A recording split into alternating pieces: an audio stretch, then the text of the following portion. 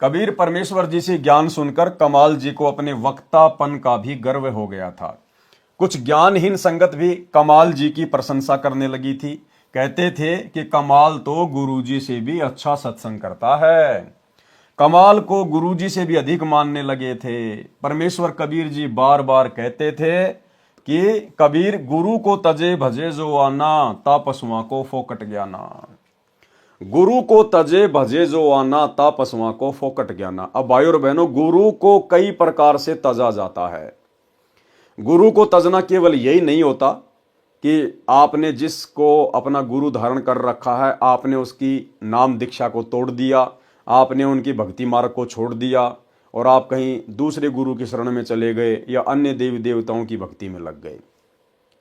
ये भी गुरु को तजने में आता है, गुरु को त्यागने में आता है।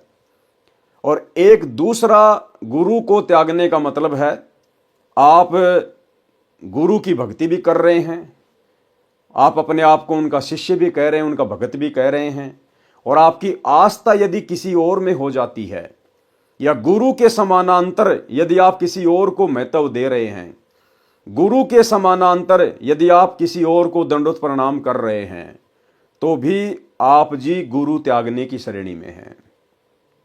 गुरु को तजे भजे जो आना, ता पशुआ को फोकट ज्ञाना। बहुत सारे भगत भाई बहन हम सत्सेवकों को व्यंग करते हैं जो सतलोक आश्रमों से जुड़े हुए हैं। वो कहते हैं कि सात संगत वालों ने तो पवन दास को अपना गुरु बना लिया, तुम्हारा गुरु तो पवन दास है। हालांकि उन भगत भाई बहनों के द्वारा ये बात कहना उनकी मर्यादा खंडित करने के समान है, उनकी मर्यादा खंडित करने के समान। क्योंकि सात संगति में कोई किसी का गुरु नहीं है, सब आपस में गुरु भाई बहन हैं। सात संगति में ना कोई आश्रम है, सात संगति में ना कोई नाम दीक्षा दी जाती है, सात संगतियों में ना कोई कोऑर्डिनेटर है और ना यहाँ कोई किसी का गुरु है। हम सब के गुरु एकमात्र सतगुरु रामपाल जी परमेश्वर जी हैं। तो अपने गुरु भाई को और अपने ही गुरु भाई बहनों का गुरु कहकर संबोधित करना, ये उस भगत के लिए खुद की मर्यादा तोड़ने जैसा कर्म है। लेकिन हम कह सकते हैं भाई और बहनों ये बात कि सतलोक आश्रम मैनेजमेंट हरियाणा वालों ने, गुरुदेव की बेटा बेटी भाई बंधु रिश्तेदारों ने, इन कोऑर्डिनेटरों ने अपने गुरुजी के बराबर अन्य चार व्यक्तियों को, अन्य चार लोगों को अपना गुरु धारण कर रखा है। संत रामपाल जी से भी उपदेश ले रखा है और संत रामपाल जी के अलावा सतलोक आश्रमों से जुड़े हुए भाई बहन चार अन्य व्यक्तियों को भी दंडवत प्रणाम करते हैं, रोज करते हैं, अपना गुरु धारण कर रखा है। और इसका जीता जागता प्रमाण भाई और बहनों दास आपके सामने रखेगा। इस फोटो को आप सभी भाई बहन जानते होंगे, पहचानते होंगे। विशेषकर जो सतलोक आश्रमों से जुड़े हुए हैं उन सब के घरों पर यह फोटो आपको देखने को मिलेगी, उन सभी भाई बहनों के दरबार में यह फोटो आपको देखने को मिलेगी। भाई और बहनों, हम जो भक्ति कर रहे हैं वो है पतिव्रता पद की भक्ति। गीता जी के अनुसार जब तक हम अव्यभिचारणी भक्ति नहीं करेंगे, यानी एक गुरु को अपना इष्ट मान के भक्ति नहीं करेंगे, एक परमेश्वर की पूजा नहीं करेंगे, समझो हम वेश्या भक्ति कर रहे हैं, हम व्यभिचारणी भक्ति कर रहे हैं। और व्यभिचारणी भक्ति करते करते भगत कभी भी पूर्ण मोक्ष को प्राप्त नहीं कर सकता है। तो सतलोक आश्रम मैनेजमेंट हरियाणा से जुड़े हुए हमारे तमाम भगत भाई बहन जिन्होंने सतगुरु रामपाल जी को अपना गुरु धारण कर रखा है, उसके बावजूद ये लोग अन्य चार व्यक्तियों को भी, अन्य चार फोटोओं को भी दंडवत प्रणाम करते हैं। ये लोग वैश्या भक्ति कर रहे हैं, वैश्या भक्ति। ये पतिव्रता पद की भक्ति नहीं कर रहे। ये आत्मा ही पतिव्रता नहीं है। ये तो महाभारत की द्रौपदी की तरह पांच पति बना के बैठी है, पांच पति। और पांच पतियों वाली स्त्री को वैश्या कहा जाता है, वैश्या। तो सात संगत को दोष देने वाले भाई बहन स्वयं देख लें। वे सतगुरु रामपाल जी को अपना गुरु कहते हैं कि हमारे गुरु जी सतगुरु रामपाल जी हैं। भाई, यदि आपके गुरु जी सतगुरु रामपाल जी हैं तो आपके दरबार में, आपके दरबार साहिब में जहां पे आप जी पूजा करते हैं, दीपक जलाते हैं, दंडवत करते हैं, तीनों समय की आरती करते हैं, जहां बैठ के आप सत्संग सुनते हैं, वहां पर फिर ये बाकी फोटोएं आप जी क्यों लगा के रखते हो?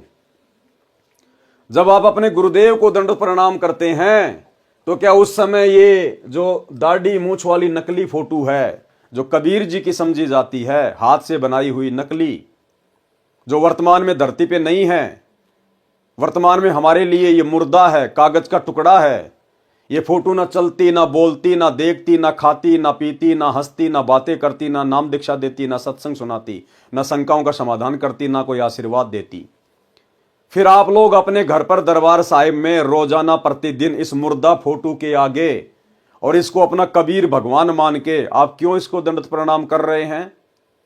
आप क्यों जून के महीने में इस कागज के टुकड़े का कबीर प्रकट दिवस मना रहे हैं? यदि आप पतिव्रता भक्ति कर रहे हैं तो गुरु को तजे भजे जो आना, ता पशुओं को फोकट ज्ञाना। यह सतलोक आश्रम मैनेजमेंट हरियाणा का सबसे पहला पति जिसको ये लोग अपने गुरु से ज्यादा महत्व देते हैं। अपने गुरु का तो ये लोग 8 सितंबर के दिन जन्मदिन मनाते हैं इन आश्रमों में, और जून के महीने में इस कागज के टुकड़े को, इस मुर्दा फोटो को कबीर भगवान मान के ये लोग इसका प्रकट दिवस मनाते हैं। तो गुरु को महत्व कम दे रहे हैं और इस कागज के टुकड़े को महत्व ज्यादा दिया जा रहा है। इसको कहते हैं गुरु को तजे भजे जो आना, ता पशुओं को फोकट ज्ञाना। 5 पति हैं इनके, महाभारत की द्रौपदी वाली भक्ति कर रहे हैं। उसके बाद पंडित चिदानंद जी, ये कौन है भाई पंडित चिदानंद जी? क्या लगते हैं भक्तों के ये? क्या वर्तमान के किसी भी भगत ने कभी इनको देखा है? इनसे मिले हैं? भगत इनके कोई सत्संग सुनते हैं? क्या भक्तों ने इनसे नाम उपदेश ले रखा है? तो फिर ये भक्ति मार्ग में है कौन? आप और हमारे क्या लगते हैं ये? फिर इनको आपने अपने गुरु जी के बराबर जगह क्यों दे रखी है? अरे दरबार में तो अकेले अपने गुरु की फोटो होनी चाहिए, अपने इष्ट की, अपने परमात्मा की। और जिनको आप जानते नहीं, पहचानते नहीं, कभी आप इनसे मिले नहीं, आपने इनके सत्संग नहीं सुने, ये आपके गुरु नहीं, ये इन्होंने आपका कोई मार्गदर्शन नहीं किया, ये कौन लगते हैं भैया आपके? तो ये हैं सतलोक आश्रम मैनेजमेंट हरियाणा वालों के दूसरे नंबर के गुरु, दूसरे नंबर के परमात्मा। उसके बाद में गरीबदास जी महाराज जी, बताओ इनसे हमारा क्या लेना देना? हमें इनकी वाणियों से लेना देना है, हमें इनकी चौपाइयों से, इनके शब्दों से लेना देना है, जो सतगुरु रामपाल जी हमें सत्संगों में सुना देते हैं। अब इनकी फोटो से हमें क्या लेना देना भाई? अब गरीबदास जी को यदि आप दरबार में रखोगे, अपने गुरु जी के बराबर जगह दोगे, गुरु के बराबर महत्व दोगे, तो आपने क्या समझा अपने गुरुदेव भगवान को? गुरु को तजे भजे जो आना, ता पशुओं को फोकट ज्ञाना। आप तो अपने गुरु से ज्यादा महत्व उनको दे रहे हैं। अरे आपने अपने गुरु जी को तो चौकी पे बैठा रखा है, और ये जो मुर्दा फोटो हैं इनको आपने सिंहासन पे बैठा रखा है। आपके दरबार में क्या काम इन फोटोओं का? जो पतिव्रता औरत होती है वो अपने बटवे में, वो अपने पर्स में केवल अपने पति का फोटो रखती है। अपने पति के अलावा यदि वो किसी और गैर पुरुष का फोटो रखेगी तो फिर उसको पतिव्रता स्त्री नहीं कहा जाता, वो अपने पति के दिल से उतर जाएगी। उसका पति फिर उसे उस तरीके से प्रेम नहीं करेगा। तो ये तीसरे नंबर का गुरु है सतलोक आश्रम मैनेजमेंट हरियाणा का, जिसको ये लाखों की संगत सुबह उठते ही रोजाना दंडवत प्रणाम करती है। अरे दंडवत प्रणाम तो अपने भगवान को, अपने गुरुदेव को किया जाता है, अपने इष्ट को। और इस कबीर परमेश्वर की भक्ति में गुरु ही इष्ट होता है, गुरु ही परमात्मा होता है, गुरु को ही कबीर मानना पड़ता है। एक छोटा सा सत्संग जो मैं आपको बार बार सुनाता हूं, और गुरुदेव भगवान कह रहे हैं कि जब आप पतिव्रता पद की भक्ति करोगे, पतिव्रता पद का मतलब एक अपने गुरु को ही इष्ट मान के पूजना, अपने गुरु को ही अपना इष्ट मान के पूजना। और जब आप पतिव्रता पद पर रह करके साधना करोगे, पतिव्रता पद का मतलब है केवल एक ही गुरु, और दूसरा पृथ्वी पर नीचे भगवान भी आ जावे, और दूसरा पृथ्वी पर नीचे भगवान भी आ जावे, और दूसरा पृथ्वी पर नीचे भगवान भी आ जावे। ये मालिक कहते हैं गुरु गोविंद दोनों खड़े किसके लागू पाए, उन्हीं का आदेश है। तो जब हमने गुरु को अपना इष्ट मान लिया, इष्ट मानी भगवान परमात्मा कबीर जी, भाई फिर ये कौन है? गरीबदास जी कौन है? ये दाढ़ी मूछ वाली नकली फोटो क्या है?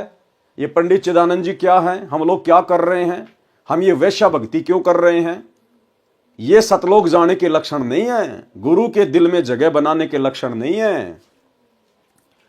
इधर स्वामी रामदेवानंद जी, अरे ये तो आप और हमारी तरह एक जीव है, एक आत्मा है। इनको तो केवल निमित्त बनाया था सतगुरु रामपाल जी ने इस कलयुग की पिछली पीढ़ी में अपना मुंह बोला गुरु बनाने के लिए, और तुम लोग इन्हीं को अपना गुरु मान बैठे। अपने गुरु जी के बराबर तुमने इनका आसन लगा दिया, अपने गुरु जी के बराबर तुमने इसको अपने दरबार में बैठा दिया। ये तो बेचारे एक जीव थे, आप और हमारी तरह दो कोटि के प्राणी थे। अरे ये कबीर परमेश्वर है। जैसे इन्होंने 650 साल पहले पंडित रामानंद जी को एक आत्मा को सांसारिक दृष्टि में, लोक दिखावे में गुरु शिष्य परंपरा को बनाए रखने के लिए और अपने मुंह बोले गुरु की भूमिका निभाने के लिए कहा था, ठीक इसी प्रकार 17 फरवरी 1988 को सतगुरु रामपाल जी ने आप और हमारे जैसे एक जीव को, एक भगत को सांसारिक दृष्टि में गुरु शिष्य परंपरा को बनाए रखने के लिए केवल इनको अपना मुंह बोला गुरु धारण किया था। बाकी ये तो आप और हमारी तरह जीव है। तो एक जीव का फोटो परमात्मा के साथ में क्यों, जीव का फोटो पीव के साथ में क्यों लगाया जा रहा है? तो भाई पवन दास को साथ संगति वालों का गुरु कहने वालों, अपनी स्थिति को चेक कर लो कि तुम क्या हो।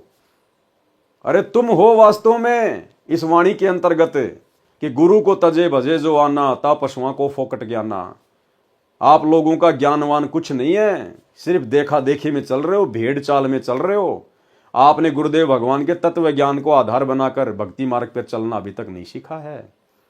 और जितने भी सत्सेवक भाई बहन हैं जो साथ संगति से जुड़े हुए हैं, उनके घरों में आपको केवल एकमात्र जिंदा कबीर भगवान सतगुरु रामपाल जी का फोटो मिलेगा, केवल अपने गुरुदेव का।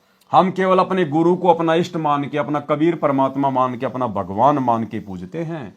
और जब तक भगत अपने गुरु को परमात्मा मान के, इष्ट मान के, कबीर देव मान के नहीं पूजेगा, तब तक वो लाख जन्म भी सतलोक का अधिकारी नहीं बन सकता। आपको सत्सेवक भाई बहनों के घरों में, उनके दरबार में आपको कभी भी गरीबदास जी की फोटो नहीं मिलेगी, क्योंकि गरीबदास जी वर्तमान में हमारे लिए मुर्दा हैं, मुर्दा, कागज का टुकड़ा। हम इनको अपने गुरु के बराबर कभी नहीं बैठा सकते। आदरणीय रामदेवानंद जी, ये हमारे लिए सिर्फ एक कागज का टुकड़ा है, कागज का टुकड़ा, एक जीव मात्र है। हम कभी भी अपने गुरु के बराबर इनको दर्जा नहीं दे सकते। दाढ़ी मूंछ वाली कबीर जी की समझे जाने वाली नकली फोटो, मुर्दा फोटो, कागज की फोटो, बेजुबान फोटो, बेजान फोटो, हम इस फोटो को कभी भी अपने गुरुदेव भगवान के बराबर दर्जा नहीं दे सकते।